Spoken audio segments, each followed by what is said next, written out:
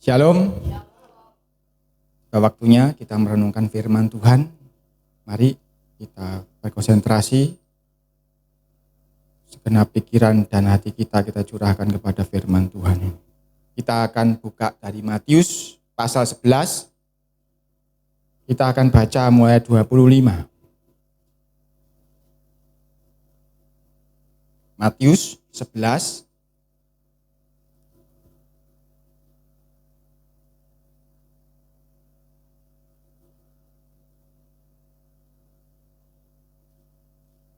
Saya akan bacakan Matius 11 ayat 25.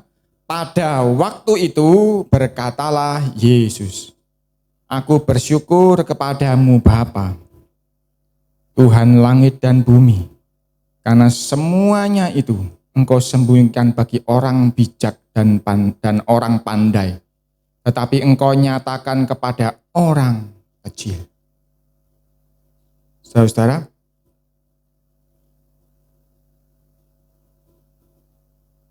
Tuhan Yesus di sini bersyukur. Bersyukur di sini artinya tidak murni bersyukur ya.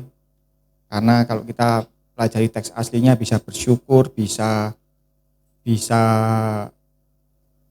bergembira. Itu tidak kita bahas hari ini. Tetapi Yesus sedang bicara kepada Bapa. Nah, Yesus kan ya Bapa toh. Yesus dan Bapa satu. Nah, ini banyak orang yang tidak seiman dengan kita, seringkali gagal paham dengan ini, saudara. Iso ngomong be awake dhewe, berdoa pada dirinya sendiri. Kita juga enggak bahas hari ini soal itu. Nah, tapi Tuhan Yesus dengan ini menyatakan bahwa yang Maha Kuasa, Tuhan langit dan bumi, itu menyembunyikan semuanya itu. Semuanya itu apa? Nanti kita pelajari berikutnya. Bagi orang bijak dan orang pandai, tetapi Engkau nyatakan kepada orang kecil. Nah, ini kan kalau jadi orang bijak, jadi orang pandai kan susah. Enak jadi orang kecil. Bukan, ini yang ngomong bukan saya loh. Ini juga bukan doktrin, ini juga bukan pemikiran saya loh. Ini firman Tuhan yang berkata. Tuhan sembunyikan semuanya itu bagi orang bijak dan orang pandai. Tetapi Engkau nyatakan kepada orang kecil. Orang kecil itu piye toh? Nah, saya sendiri juga kan tahu orang kecil yang baca itu gimana. Nah, itu saya baca dalam teks bahasa Yunani ya. Itu pakai kata naipios, itu artinya anak kecil sebetulnya. Bisa juga punya arti kiasan, itu orang yang tidak terpelajar atau tidak tercerahkan. Do not enlighten. Jadi orang yang nggak paham, orang yang nggak ngerti. Bahasa Surabaya gampangnya apa? Pahpoh. Ngerti ya, pahpoh ya. Hah? Gitu ditanya, iya. Saudara masih ingat ketika Yesus ada anak-anak kecil datang, terus dilarang sama murid-muridnya, Yesus ngomong apa? Jangan larang mereka datang kepadaku. Karena orang-orang yang seperti anak kecil itu yang punya kerajaan surga. Jadi ini terjemahan aslinya, terjemahan harafiahnya. Orang kecil itu anak kecil.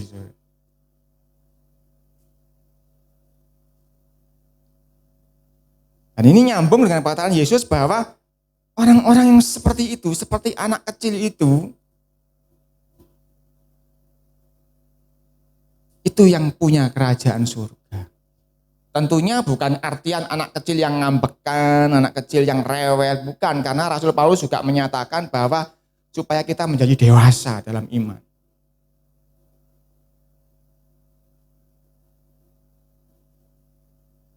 Jadi semuanya itu disembunyikan dari orang-orang bijak, orang-orang pandai, tapi dinyatakan kepada orang kecil, kepada orang yang sifatnya seperti anak kecil. Karena yang seperti itu yang empunya kerajaan surga. Karena apa yang disembunyikan itu hal kerajaan surga.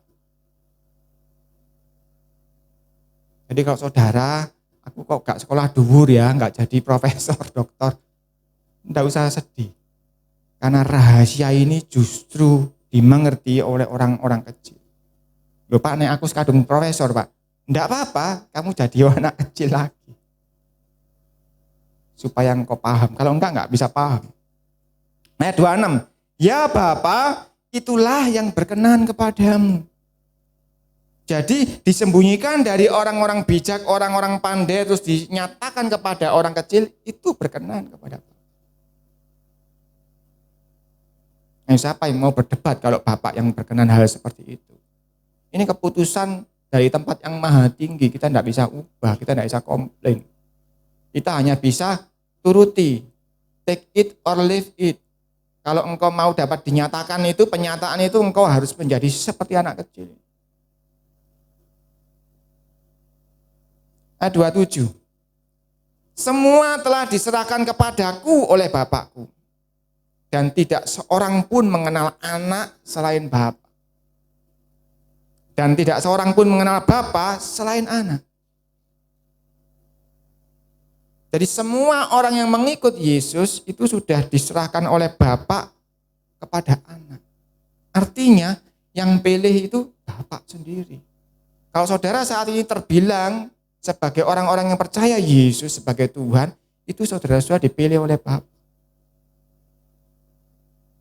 Saudara dinyatakan bahwa ini loh juru selamat. Nah, sebaliknya tidak seorang pun mengenal Bapa selain anak. Tidak ada orang yang bisa mengenal Bapa selain anak. Sebab itu tidak ada seorang pun yang sampai kepada Bapa kalau tidak melalui anak.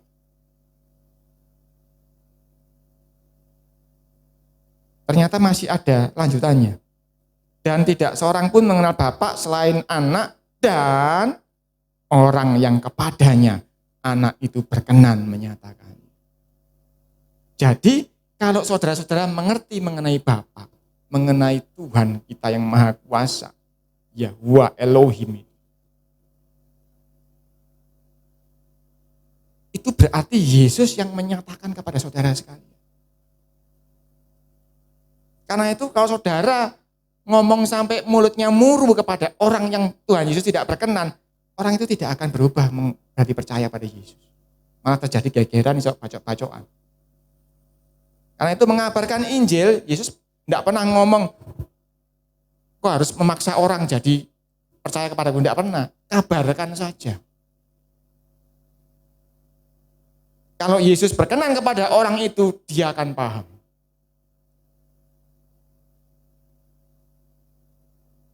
Jadi kita ini adalah orang-orang yang diperkenan Yesus untuk mengenal Bapa, untuk mengerti Bapa.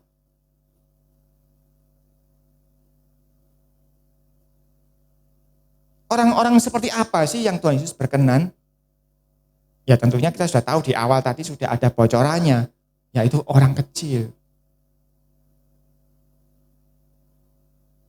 Tapi ayat 28 mari kita lihat. Marilah kepadaku semua yang letih lesu dan berbeban berat, aku akan memberi kelegaan kepadamu. Yang Yesus panggil, itu yang letih lesu, yang berbeban berat.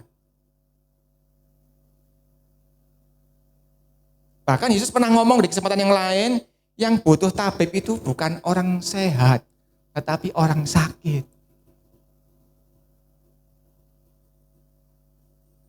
Jadi, saudara, kalau kita menjadi pengikut Yesus, kalau hidup kita itu kadang mengalami masalah, mengalami cobaan, mengalami aniaya, mengalami kesusahan, tidak usah heran. Karena justru memang orang-orang seperti itu yang Yesus panggil, marilah datang kepada. Nah terus yang orang-orang kaya, orang-orang yang enak, itu bagaimana Pak? Saya tidak usah bahas orang kaya, karena saya nggak tahu keadaannya persis. Tetapi sedikit contoh, saudara tahu yang namanya Abraham, yang namanya Ishak, yang namanya Yakub, itu kaya raya. Yang namanya Daud, Salomo, itu kaya raya. Apakah dia tidak ada masalah? Apakah dia tidak letih lesu dan beban berat? Saudara baca saja kitab Mazmur dari awal sampai akhir. Saudara akan membaca di situ ada keluhannya Daud.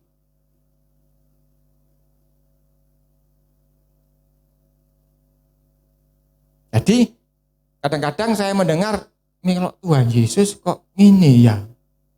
Ini itu hal-hal yang tidak enak pokoknya. Ingat saudara, kita diperhadapkan pada dua jalan. Jalan sempit dan jalan lebar. Dan yang menuju maut itu jalan lebar. Besok dibalik apa? Bisa. Itu keputusan ketika tadi, itulah yang berkenan kepada Bapa. Memang saringannya itu jalan sempit itu yang menuju ke surga. Saya masih ingat, waktu kecil dulu sekolah minggu, saya masih ingat sekali ada lagu. Aduh senangnya naik kereta, kereta kecil buatan Tuhan. Nah, setelah saya dewasa, lagu itu dirubah, dibalik. Benar enggak? Sudah pernah dengar enggak lagu yang sekarang ini, versi sekarang? Aduh senangnya naik kereta, kereta besar buatan Tuhan. Saudara nggak percaya, lihat dan cari lagu-lagu ini di versi sekarang. Itu dibalik. Supirnya Yesus itu kereta besar sekarang ini.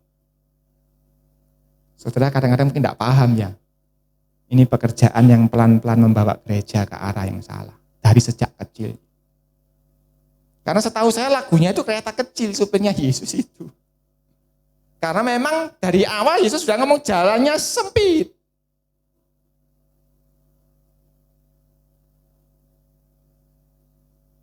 Nah, kalau kereta kecil kan anak sekolah minggu gak suka sekolah minggu nanti. Ya, akhirnya dirubahlah jadi kereta besar yang supirnya Yesus. Saya kaget dengar lagu itu. Kok sudah berubah versinya dari yang zaman saya dulu kecil.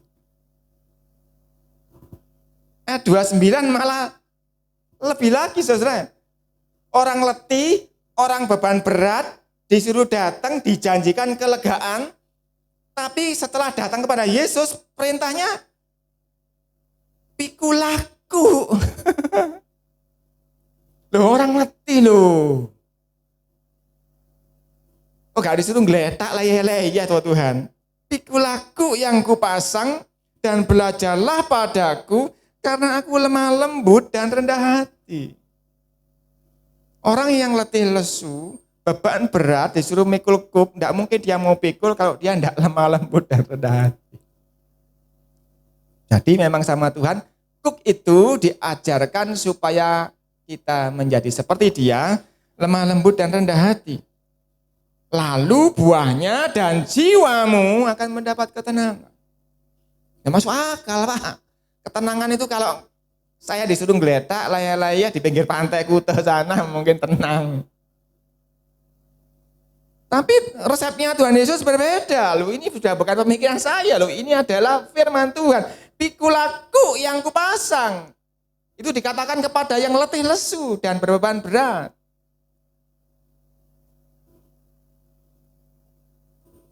Dan ayat 30, sebab kuk yang kupasang itu enak dan bebanku pun ringan. Ini ngomong bukan Tuhan Yesus, orang tak jendel misalnya. Disuruh mikul kuk itu, kupasang itu enak. Dan bebanku pun ringan. Tetapi karena yang ngomong ini yang maha kuasa, ya saya percaya saja. Setiap orang yang tidak mau memikul kuk, tidak akan dapat buahnya, yaitu jiwanya akan mendapat ketenangan. Saya sudah saudara bergumul hal ini sudah lama, bertahun-tahun. Dan memang betul, ketika kita dengan lemah lembut dan rendah hati memikul kuk yang Tuhan pasang itu, justru hatinya jadi tenang. Tenang saudara. Dari perkataan Yesus ini kita jadi tahu bahwa jadi pilihannya Tuhan itu orang-orang yang hebat sebetulnya.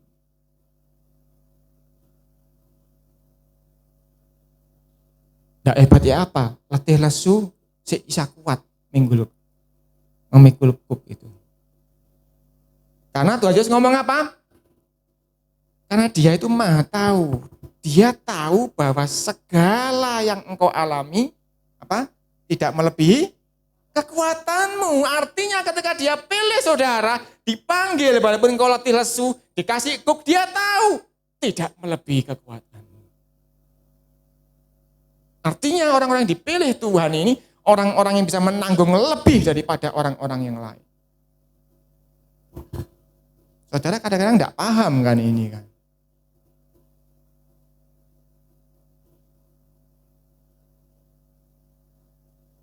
Saya sering sekali ngomong sama anak saya.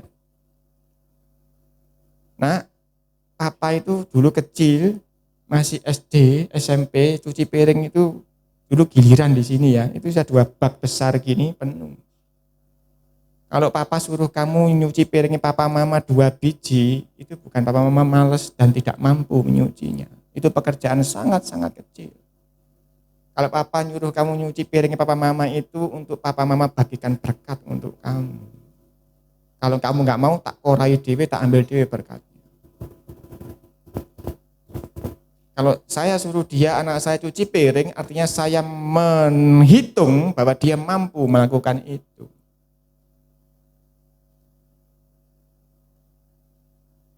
Itu pikirannya Bapak dunia, seorang manusia ya. Nah, Tuhan sendiri juga punya perhitungan tersendiri, saudara-saudara.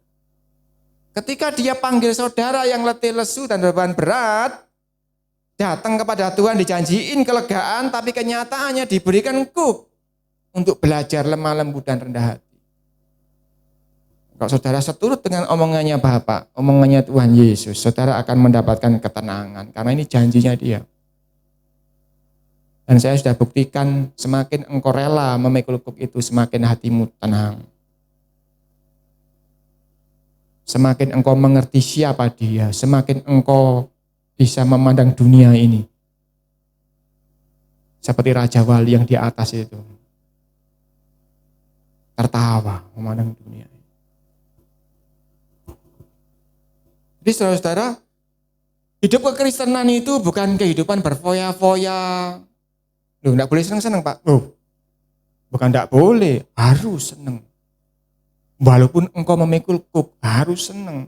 Ingat toh, lagu yang ditulis dari perkataannya Habakuk, walaupun tidak ada lembu sapi dalam kandang, walaupun pohon ara tidak berbunga, walaupun pohon anggur tidak berbuah, tetapi aku mau beria-ria di dalam dia. Jadi bukan enggak boleh senang, harus beria-ria orang Kristen. Karena hidupnya orang Kristen itu bukan hidup karena melihat, nek ada uang banyak senang, bukan, tetapi hidup karena percaya. Setelah setiap hari harus beria-ria, bersuka cita, memuji Tuhan. Lagu-lagu yang kita nyanyikan tadi itu sudah menunjukkan bahwa kita harus menjadi orang yang seperti itu. Jadi orang yang percaya Tuhan.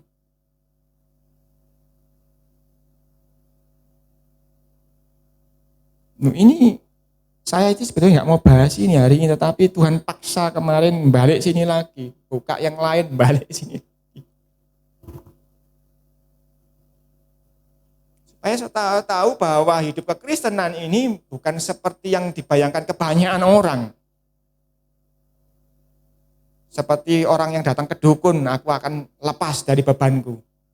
Betul, beban yang kau tanggung sekarang ini yang bikin kau letih lesu akan dilepas sama Tuhan, tapi engkau tetap akan diganti dengan kuk yang baru.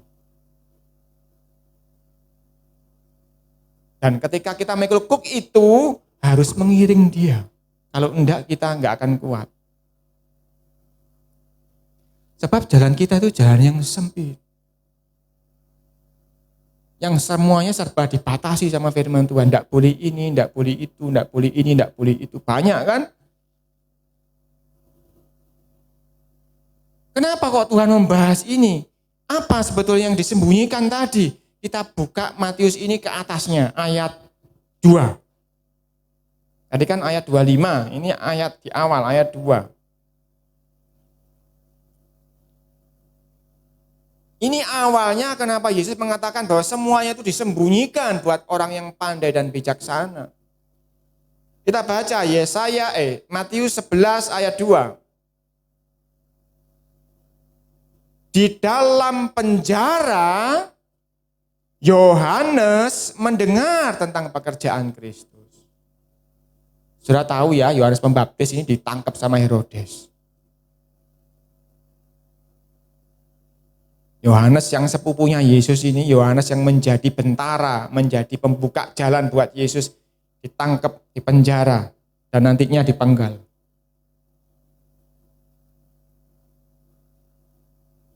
Ayat 3, lalu menyuruh murid-muridnya bertanya kepada Yesus. Yohanes Pembaptis ini kan di penjara, dia punya juga banyak murid. Salah satu muridnya Yohanes dan Andreas yang ikut Yesus kemudian. Suruh bertanya kepada Yesus, engkaukah yang akan datang itu? Haruskah kami menantikan orang lain? Ajaib ya pertanyaannya ya. Yohanes Pembaptis ini yang ngomong kepada para murid ini, itu loh yang menghapus dosa dunia. Itu loh yang aku membuka tali kasutnya aja tidak layak. Itu loh ketika aku membaptisnya ada merpati turun hinggap di pundaknya.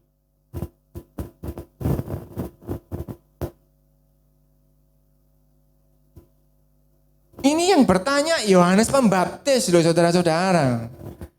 Yang membuka jalan buat Yesus.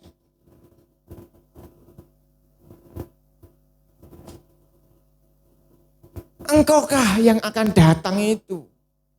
Engkaukah sang Mesias itu? Atau haruskah kami menantikan orang lain? Padahal dia yang menunjukkan ini loh yang aku buka kasutnya pun tidak layak. Bayangkan saudara-saudara. Yang tanya ini bukan Herodes, bukan orang Farisi, bukan ahli Taurat, bukan orang kafir di luar orang Yahudi, tetapi Yohanes Pembaptis yang bertanya.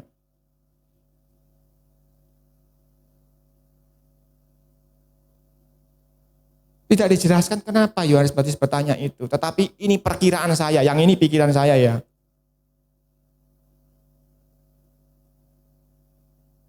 Kemungkinan pada saat itu banyak orang menantikan Mesias itu untuk turun untuk membebaskan mereka dari penjajahan Romawi. Termasuk Yudas Iskariot. Karena kalau kita lihat pembicaraan para muridnya pernah berbicara pada zaman inikah akan dibebaskan. Yesus pernah dipaksa untuk menjadi melawan pemerintah Romawi. Cuma Yesus kok ketokane kerjaannya kok mengono tok, kok gak ada kegeraan ayo rapat yuk kapan menggulingkan pemerintahan Romawi, kok ndak ada. Di sini memang gak dijelaskan, ini pemikiran saya dari berbagai sumber yang saya baca sudah. Dari berbagai sejarah, dari ayat-ayat yang lain, kira-kira seperti itu, tapi belum tentu juga saudara. Intinya ada pemikiran lain mengenai Yesus. Ada persepsi lain apa yang akan dia terima dari Yesus. Karena itu Yesus ngomong tadi di atas kita pelajari bahwa datanglah yang lemah, yang letih lesu beban berat. Kepinginnya kan disuruh leyeh-leyeh, tapi enggak, pikul laku. Loh kan berbeda toh dari harapan semula kan. Ya kira-kira itu yang dialami oleh Yohanes Pembaptis. Apa yang menjadi perkiraannya dia enggak terjadi. Persepsinya mengenai Yesus, harapannya kepada Mesias enggak terjadi. Maka dia bertanya, engkaukah?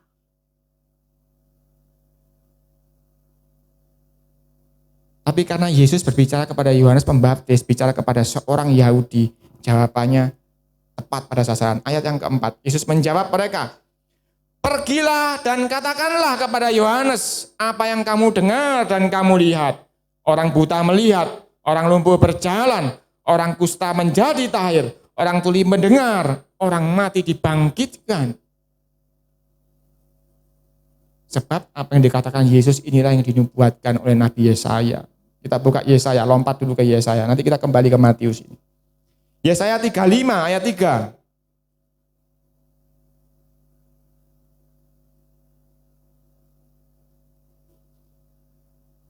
Yesaya 35 ayat 3. Ini nubuatan, salah satu nubuatan untuk mengenai Mesias yang akan datang.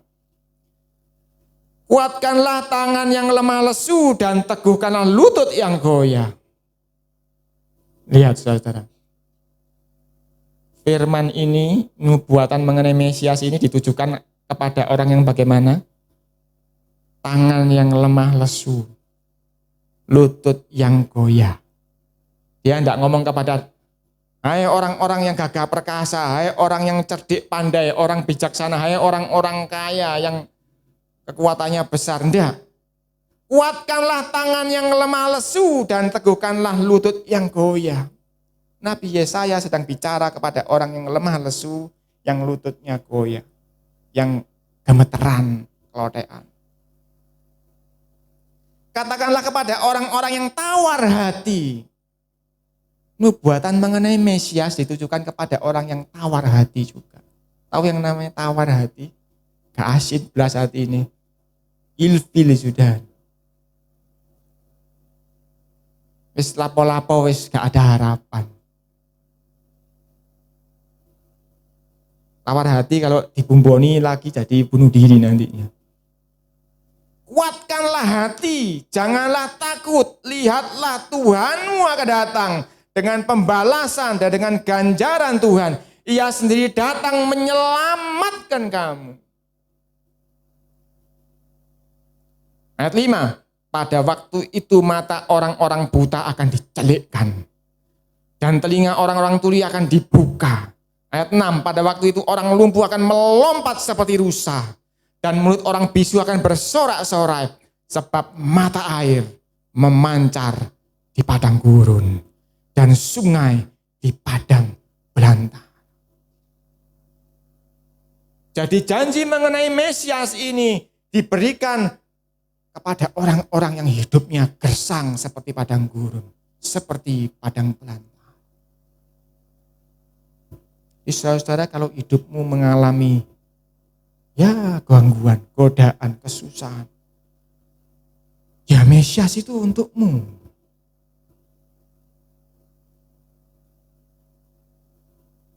Jangan menyesalinya, jangan ngersulo, jangan sedih. Justru keadaanmu itulah yang membuat engkau pantas, pas jatahnya untuk dipanggil oleh Mesias. Untuk diajari, memikul kupnya dia. Untuk belajar lemah lembut dan rendah hati, seperti dia. Ayat 7. Tanah pasir yang hangat akan menjadi kolam. Tanah pasir yang hangat menunjukkan tanah pasir di padang gurun, bukan tanah pasir tepi pantai. Akan jadi kolam. Tanah kersang menjadi sumber-sumber air. Di tempat serigala berbaring akan tumbuh tebu dan pandan.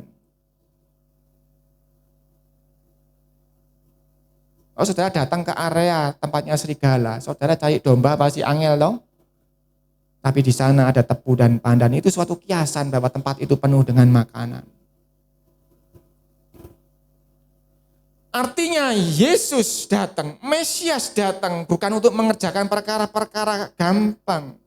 Dia mengerjakan perkara-perkara yang ajaib, mengubahkan padang gurun menjadi mata air. Mengubahkan tempat yang gersang menjadi kolam yang segar. Mengubahkan mata yang buta menjadi melihat, yang tuli mendengar, yang lumpuh berjalan. Bahkan dikatakan melompat. Itulah pekerjaan Mesias. Karena itu dia tidak pernah ngomong memanggil orang-orang yang hebat, orang yang sehat, orang yang enggak. Dia ngomong seorang tabib itu untuk orang yang sakit.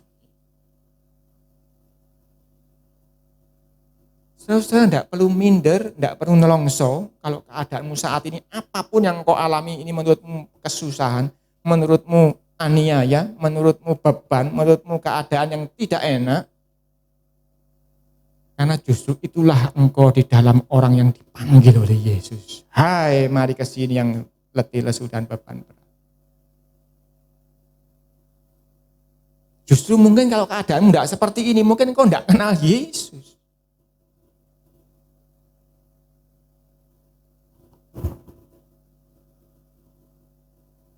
Jadi jawaban Yesus ini adalah dia mengatakan sebuah nubuatan Nabi Yesaya. Dan seorang Yahudi yang dari umur kecil sampai dengan umur 12 tahun diajari khatam Taurat, pasti tahu ayat ini.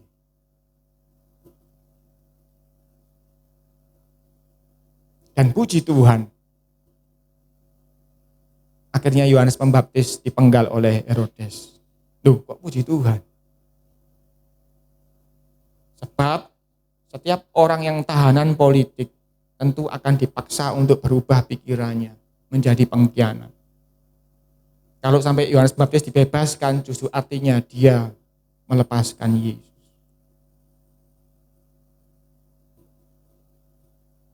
Kalau dia dipenggal, artinya dia setia sampai mati. Karena jawaban Yesus ini dia paham berarti. Ketika ada orang lumpuh berjalan, ketika ada orang buta melihat, berarti ya benar aku ini sang Mesias. Dan Yohanes Pembaptis bertahan sampai mati dipenggal.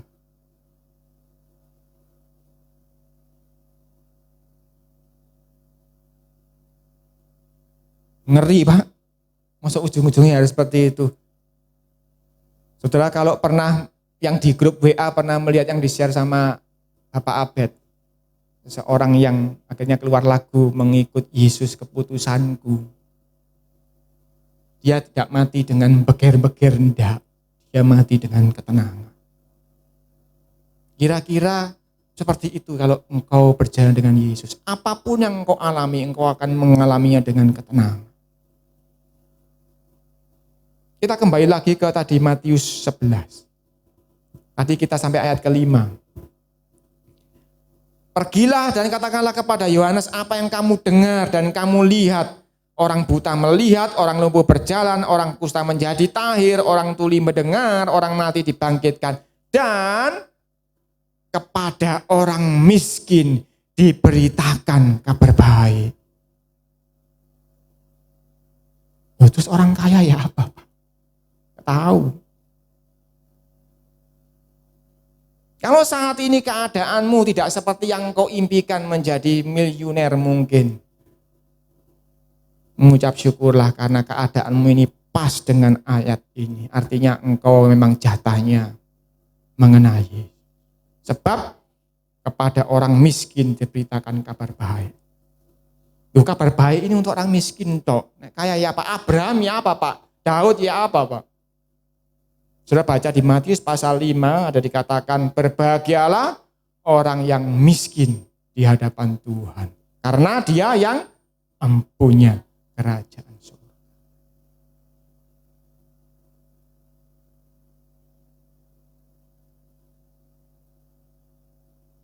Seandainya Tuhan berkati saudara jadi kaya raya, ingat ayat ini ya.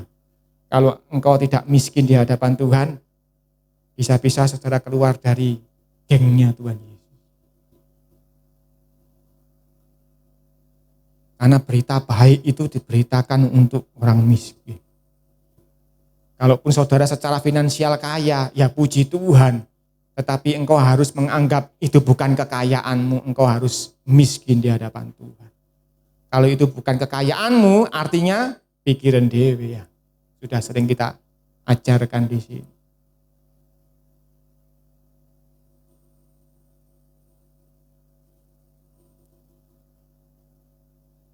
Saudara-saudara, ini semua tadi kita ngomong orang yang susah semua loh. Orang yang lututnya goyah, yang letih lesu, yang beban berat, bahkan ini yang miskin. Saudara-saudara, apapun yang kita alami, susahnya apapun itu,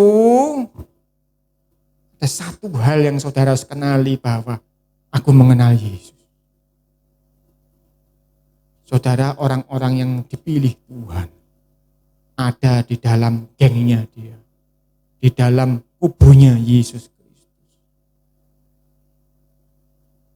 Jangan-jangan keadaanmu itu yang membuat engkau masuk ke situ. Jadi jangan engkau sedih hati, jangan engkau susah, engkau harus punya perasaan seperti Habakuk. Engkau beria-ria. Karena aku ternyata kalau aku selidiki hidupku ini kriterianya cocok dengan orang-orang yang dianggap pantas untuk mengenal Bapa, untuk mengenal Yesus, untuk mendengar kabar baik. Dan di ayat yang ke-6 ada suatu peringatan. Dan berbahagialah orang yang tidak menjadi kecewa dan menolak aku. Ini kan ngeri peringatan ini. Saya dulu waktu ketika di dunia profesional sebagai seorang yang bekerja dalam perusahaan, menangani kontrak-kontrak, menangani perjanjian-perjanjian bisnis, saya selalu diajarkan, saya selalu disuruh memperhatikan semua klausul perjanjian itu. Jangan sampai ada lobangnya, jangan sampai diakali orang, jangan sampai kita nanti rugi. Karena dalam perusahaan yang saya kerja itu, kalau sampai rugi dan ada tanda tanganmu di situ, semua yang tanda tangan harus menanggung kerugian. Bayangkan kalau 5 miliar kerugiannya. Pirang tahun aku bayar. Karena itu saya sangat berhati-hati dengan semua klausul itu. Sehingga ketika saya menjumpai, nanti bisa diginikan ini. Tak tambahi lagi klausul baru supaya tidak sampai saya digitukan. Tak tambahi lagi klausul baru supaya saya tidak diakali begini. Nah, klausul ini ayat 6 ini artinya, dan berbahagialah orang tidak menjadi kecewa dan menolak aku. Artinya akan ada orang yang menolak dan kecewa Yesus.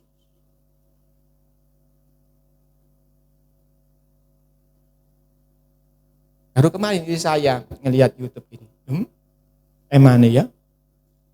Orang ini ya, penyanyi lagi tenar. Kok pacaran sama orang yang beda? Saya tidak mau sebutkan orang. Ujung-ujungnya nanti meninggalkan Yesus. Klausul di ayat 6 ini yang ngeri bagi saya karena berbahagialah orang tidak menjadi kecewa dan menolak aku. Kalau ini disebutkan artinya akan ada banyak yang menolak dan kecewa. Dan hari ini kita belajar, apapun yang terjadi dalam hidup, engkau harus seperti Sadrak, Mesak, dan Abednego. Seandainya Tuhanku tidak menolong, aku tetap ikut Dia. Aku tidak mau nyembah engkau ya Tuhan Rajaku. Berani saudara menghadapi kesusahan hidup ini dengan begitu. Sebab dikatakan berbahagialah orang yang tidak menjadi kecewa dan menolak aku. Nanti mungkin ada yang mengalami, Pak, sejak aku melok Yesus kok tambah bojoku tambah rewel. Ya engkau harus rubah lagunya apa kok gitu. Sekalipun istriku rewel, aku akan beria-ria di dalam Dia. Itu contoh saja ya. Bisa anaknya, bisa suaminya, bisa istrinya, bisa bosnya, bisa dompetnya yang rewel, bisa apapun juga. Keadaanmu yang kecil tadi itu. Saudara pernah jadi anak kecil toh? Dan yang punya anak juga tahu toh? Cek enak kayak bapakin duit akeh nang ATM. Pak ini habis, Pak ini enak Iki bapaknya ndak munting mikir. Apakah anak kecil tidak mengalami kesusahan? Mengalami. Enak-enak nge-game rek, sudah stop jamnya habis, sekarang waktunya belajar loh. Kan itu laku kan? Untuk dia belajar lemah lembut dan rendah hati. Oh iya, gameku tak taruh, belajar. Itu kan belajar lemah lembut, belajar rendah hati. Untuk menuruti kehendaknya orang tuanya. Dan Tuhan berkenan kepada yang seperti itu, yang seperti anak kecil itu. Siapa yang punya anak disuruh belajar banggel, seneng? Tidak mungkin kan. Begitu pula Yesus ketika kita disuruh belajar. Mengalami keadaan-keadaan yang susah. Apakah susah terus? Ya enggak, disuruh senang. Lumpuh berjalan, buta melihat kok. Kan senang. Tapi kan ya sempat mengalami buta tuh. Sempat mengalami lumpuh tuh. Artinya apa? Sempat mengalami susah kan. Tapi ada jawaban Tuhan, ada. Tetapi itu akan terus seperti gelombang berjalan. Tujuannya untuk apa? Sebetulnya untuk menjagai kita, supaya kita tetap ada dalam kumpulannya Tuhan Yesus tadi. Kalau masih ada kelemahan dalam hidupmu, bahkan Rasul Paulus ngomong, aku berdoa untuk duri dalam dagingku ini. Tapi Tuhan ngomong, kasih karuniaku cukup atasmu. Kenapa dibolehkan ada duri dalam daging di dalam hidupnya Rasul Paulus yang begitu hebat melayani Tuhan? Ya sebetulnya untuk supaya dia tetap dalam lingkungan ini. Dia diperbolehkan mengalami letih lesu, supaya terus datang kepada Yesus. Terus di jalan yang sempit. Apakah supaya Yesus seperti narkoba menjadi kedatangan dia? Bukan, tujuannya adalah supaya kita menuju arah yang tepat kepada pintu kehidupan. Kalau kita pindah ke jalur yang lebar, kita akan berubah tujuan. Ujung-ujungnya tahu-tahu, loh, kok neraka?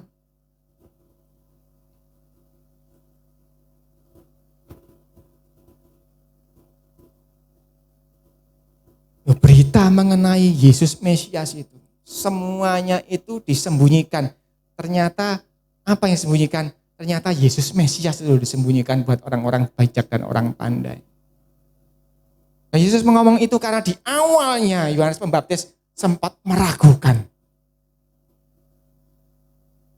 Dikatakan tadi, ayat 6, berbahagialah orang yang tidak menjadi kecewa dan menolak.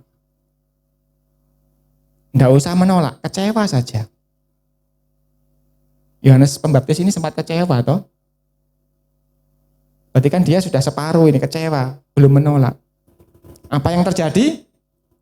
Saudara baca di ayat yang lain, saya tidak perlu bahas panjang di sini. Yang paling kecil dalam kerajaan sorga. Dikatakan apa? Lebih besar dari Yohanes Pembaptis.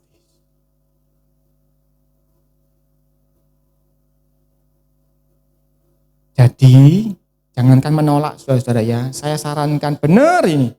Jangan sampai engkau kecewa dengan Yesus. Oh Tuhan, katanya begini Tuhan, kok begini terjadi dalam hidup? Itu sudah mulai ke arah kecewa. Stop ya, stop. Jangan lanjutkan, jangan engkau kecewa. Apalagi meninggalkan dia, menolak dia, wah tambah parah. Kecewa pun jangan. Karena itu ada tertulis, mengucap syukurlah dalam segala perkara. Kalau kita lakukan itu, kita tidak akan jadi kecewa sama Yesus. Setiap apapun kita syukuri, terima kasih Tuhan. Loh, ceblok, terima kasih. Ya diceblok mana lah enggak kan? Enggak. Jatuh, terima kasih Tuhan, aku masih ada dalam kumpulan orang-orang yang kau berkenan. Uangnya habis, terima kasih Tuhan, aku masih ada dalam kumpulan orang-orang yang dipilih Bapak untuk mengenal Engkau. Ya kita nggak usah terima kasih jatuhnya. Kita terima kasih karena di tempat jatuh pun kita masih di dalam tangannya Tuhan. Seperti yang saya sering kasih perumpamaan, kalau kita punya uang 1 miliar, kehilangan 100.000 kita tidak susah. Lain kalau kita uang kita cuma 100.000 terus hilang, lah susah kan. Tapi kalau uang kita 1 miliar, kehilangan 100.000 kan tidak susah. Kalau kita punya Yesus, terus kehilangan sesuatu, kan kita nggak perlu susah. Karena Yesus itu maha besar. Sehingga apapun yang terjadi kita masih mengucap syukur karena kita punya Yesus. Kita masih bisa loh seperti lagu. Walau sana sini situ pusing, semua orang susah, tetapi aku kan tetap tertawa ya. Cuma nyanyi tok loh saudara. Lakukan itu. Karena apa? Kita boleh tertawa, bukan sombong. Kita tertawa karena kita lemah lembut dan rendah hati. Karena kita masih ada di dalam genggamannya Yesus. Dengan apa? Dikatakan firman Tuhan yang lain mengatakan, dengan apa engkau meninggalkan aku? Dengan pedang? Apakah dengan pedang di lehermu gini engkau meninggalkan Yesus? Belum pedang. Di ilokno orang aja sudah meninggalkan Yesus kadang-kadang. Kita buka Yesaya 61 ayat 1.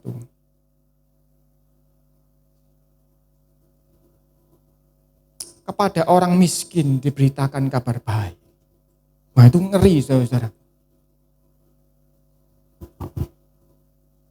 Ngeri bukan buat saudara, karena saya tahu saudara kan tidak terlalu kaya raya secara finansial. Ngeri buat orang-orang yang nggak miskin itu loh. Ngeri ini. Yesaya 61 ayat 1. Roh Tuhan Yahuwah ada padaku. Oleh karena Yahuwah telah mengurapi aku. Ia telah mengutus aku untuk menyampaikan kabar baik kepada orang-orang sengsara. Tadi miskin itu saya mending Pak, nek sengsara itu kan ya soro toh ya. Namanya sengsara. Sengsara itu bahasa Jawane soro itu. Ini nubuatan bagaimana Yesus berkata di dalam melalui Yesaya, Roh Tuhan, Roh Bapa ada padaku. Oleh karena Bapa sudah mengurapi aku. Ia mengutus aku menyampaikan kabar baik kepada siapa? Kepada orang-orang sengsara. Saya masih ingat ketika di dalam kamar itu, saya terbaring sakit, penuh lemah sekali, sengsara hidup saya. Saya dengar sebuah khotbah Reinhard Bonnke melalui radio. Dia mengatakan, Yesus waktu itu berkata, Roh Tuhan ada padaku.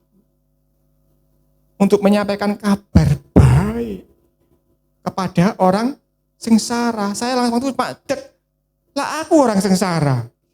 Berarti kabar ini untuk aku.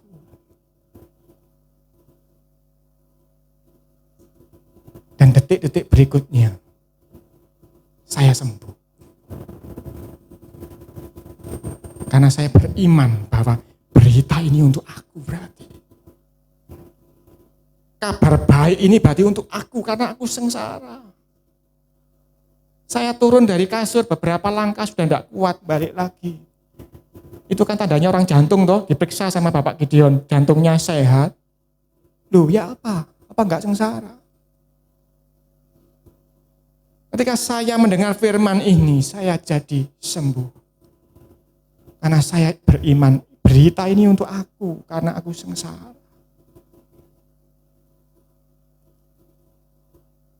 Ia telah mengutus aku untuk menyampaikan kabar baik kepada orang-orang sengsara dan merawat orang-orang yang remuk hati, untuk memberitakan pembebasan kepada orang-orang tawanan dan kepada orang-orang terkurung kelepasan dari penjara. Untuk memberitakan tahun rahmatnya Yahuwah dan hari pembalasan Tuhan kita, untuk menghibur semua orang berkabung. Kalau saudara berkabung itu tidak harus kehilangan orang meninggal ya, kehilangan uang ya berkabung toh, benar toh? Untuk mengaruniakan kepada mereka perhiasan kepala ganti abu, minyak untuk pesta ganti kain kabung. Kain kabung loh diganti minyak untuk pesta. Nyanyian puji-pujian ganti semangat yang pudar, supaya orang menyebut mereka pohon terbantin kebenaran. Tanaman Yahuwah untuk memperlihatkan keagungannya. Apa itu pohon terbantin? Kalau saudara sering baca di dalam kitab Perjanjian Lama, saudara akan sering dengar Bapak Abraham itu tinggalnya di dekat pohon terbantin yang di Mamre. Itu pohon yang terkenal, pohon yang hebat, pohon yang besar sekali. Sehingga kemah Abraham diletakkan di bawah pohon itu tidak mengalami panas terik ya di sana.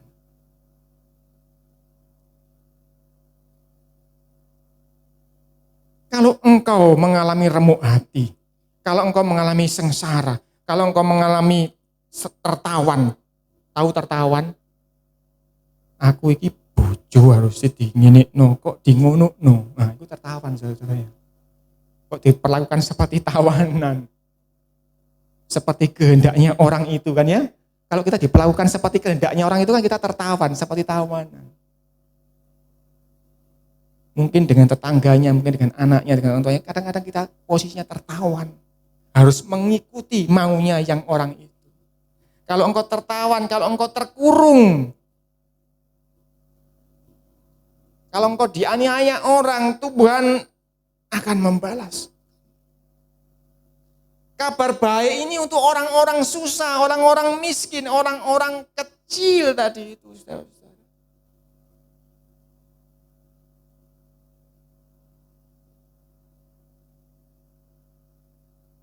Ini perlu saya sampaikan di akhir-akhir, semakin akhir zaman ini akan semakin tekanan itu akan melanda kita semua anak-anak Tuhan. Supaya kita ingat bahwa kalau keadaanmu, kelihatannya, rasanya seperti orang yang sengsara, kok hidup kalau Kristus kok ngene-ngene aja ya. Kok gak iso wah gitu ya. Loh, kamu pindah, saya sering kali sudah ngomong sama anak saya gitu, loh. Nah, kamu mau pindah ke jalan yang lebar ta? Anakku paling mikirin gini, wah papi ngono meneh kalah, aku ngomong ngono, balik gitu ya anakku ya. Karena kadang-kadang Tuhan menjagai kita tetap di jalan yang sempit ini supaya kita selamat sampai akhir. Bahkan tadi saya katakan di awal Raja Daud pun mengalami kesengsaraan walaupun dia berkuasa, walaupun dia kaya raya. Tetapi dia tetap miskin di hadapan Tuhan. Saudara tahu yang namanya kaya? Tak ceritain ya. Anak saya sekolah waktu itu SMP atau SMA. Yang temanmu bayari temennya untuk ngantemi. SD. Sejak SD. Anak orang kaya yang uangnya banyak itu sang ngongkon teman-temannya ditraktiri, digawe musuhi seseorang. Bahkan lebih tahap lagi SMP atau SMA, isok bayari preman, uang becak opo dibayari antemono orang itu. Masih anak-anak lu itu. Kalau hatinya jahat. Lah Daud kan orang kaya raya. Bahkan dia kepala pasukannya hebat-hebat.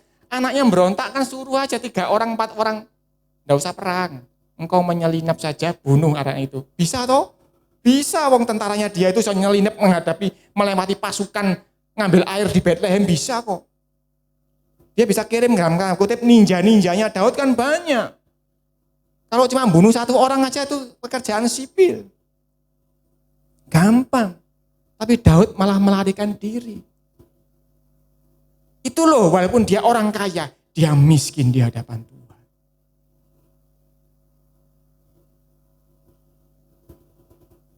Jadi saudara-saudara, kadang-kadang engkau punya kekuatan, kadang engkau punya kepandaian. Ya, anak-anak yang lebih pandai dari orang tuanya. Bapakku biyen sekolah SD, aku SMA, pinter aku. Terus bapakmu bisa mbok lawan gitu dah. Jangan, itu namanya ndak miskin di hadapan Tuhan. Jangan, itu berarti engkau menganggap bijak. Dan kalau engkau menganggap dirimu bijak, apa tadi? Kabar baik itu enggak untuk engkau, sudah.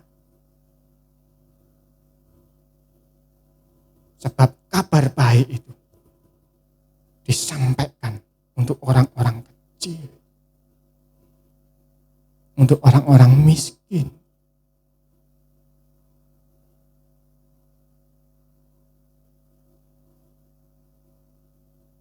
Saudara harus ingat tadi di akhir Yesaya 6 ayat 3 tadi.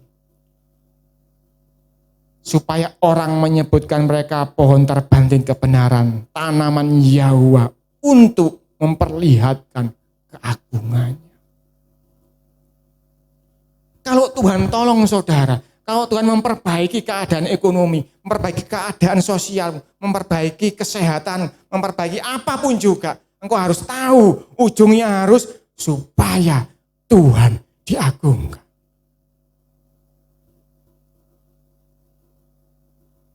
Karena bagian kita harus menjadi lemah lembut dan rendah hati. Itu bagian kita.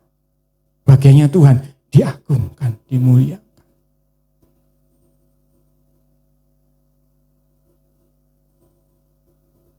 Jadi kalau kita marah, kita sedih, kita mengalami nelongso dan sebagainya, ingat tuh apa yang kita bahas hari ini, saudara-saudara.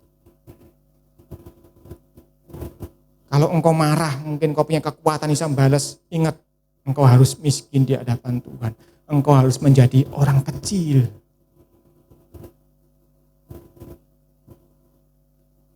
Kalau engkau benar-benar kecil, engkau benar-benar susah, engkau benar-benar sengsara keadaanmu. Jangan khawatir, ada kabar baik yang Tuhan sediakan, engkau akan menjadi pohon terbantin kebenarannya Tuhan. Karena berita-berita ini semua, berita baik, kabar baik, kesembuhan, semuanya yang lumpuh berjalan dan sebagainya, itu kan diberitakan untuk orang yang lumpuh, toh. Orang buta melihat kan diberitakan untuk orang yang buta. Bukan orang melek diberitakan, hei, buta melihat, apa gunanya buat aku bisa melihat. Ya kan, begitu kan. Yesus ngomong, tabib untuk orang sakit. Jadi kalau, ya kesimpulannya, kalau Tuhan izinkan sesuatu yang menurutmu tidak enak terjadi dalam hidup, itu waktunya untuk datang kepada Tuhan. Semua yang tidak enak tadi lepas di bawah kakinya Tuhan. Ambil lekupnya Tuhan. Belajar lemah lembut dan rendah hati. Apapun itu masalahmu. Mau ekonomi, mau sosial, mau hubungan-hubungan yang rusak dan sebagainya. Apapun itu, datang kepada Yesus. Engkau datang, Tuhan, keadaanku seperti ini. Kabar baik itu untuk aku. Seperti tadi contoh yang saya sudah alami. Aku sakit berbulan-bulan. Aku sengsara hidupku.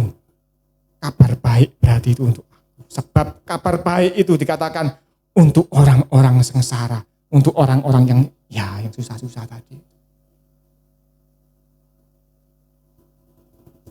Dan itu nanti berkesinambungan saudara-saudara. Sebab itu ada dikatakan, berbahagialah orang yang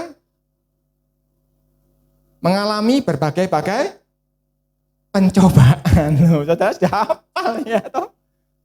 Ketika saudara mengambil berbagai-bagai pencobaan, saudara harus berbahagia. Kenapa? Karena berita-berita baik ini tadi, rahasia mengenai Kristus, rahasia mengenai Bapa untuk orang-orang yang mengalami berbagai-bagai pencobaan ini.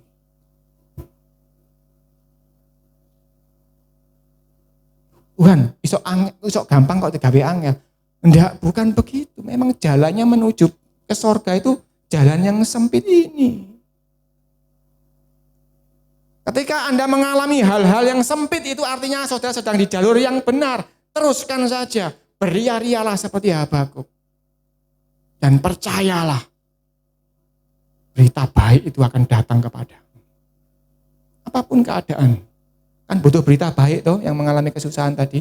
Entah sakit, entah tidak punya duit, entah apapun keadaan, kan kepingin berita baik toh. Berita baik ini untuk saudara. Dan berita itu dari Yesus sendiri.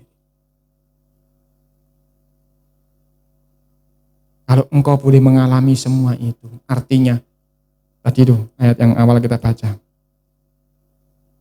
Kita termasuk dan orang yang kepadanya anak itu berkenan menyatakannya. Artinya Yesus berkenan kepada saudara untuk menyatakan berita baik.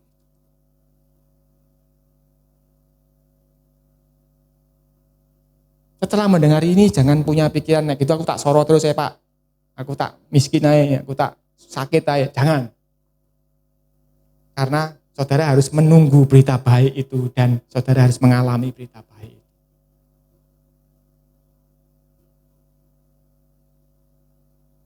Tidak ada satupun yang tidak ada jawaban, yang tidak ada solusi di hadapan Tuhan. Sebab Dia adalah berita baik itu.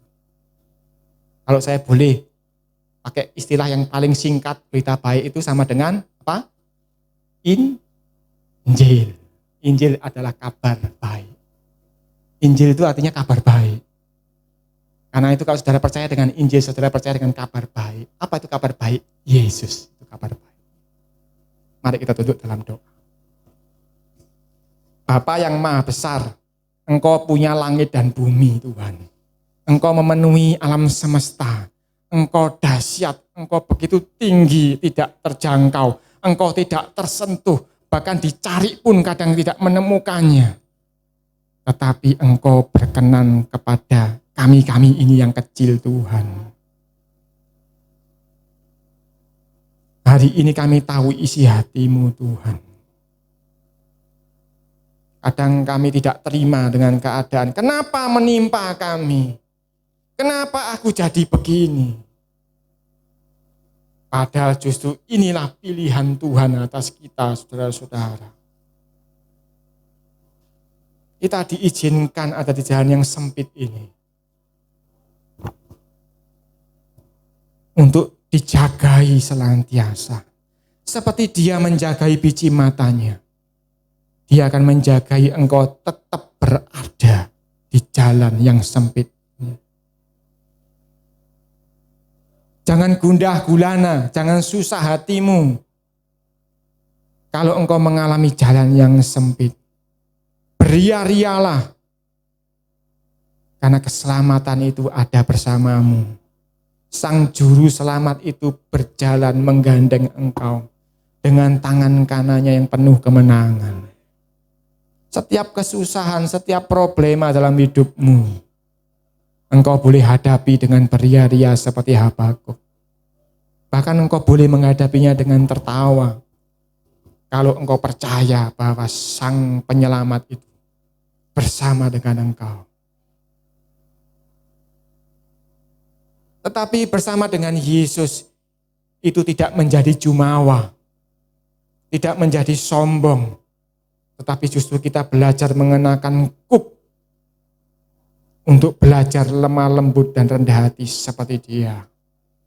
Apapun yang kita alami saudara-saudara, itu sebetulnya menjagai kita untuk tetap lemah lembut dan rendah hati.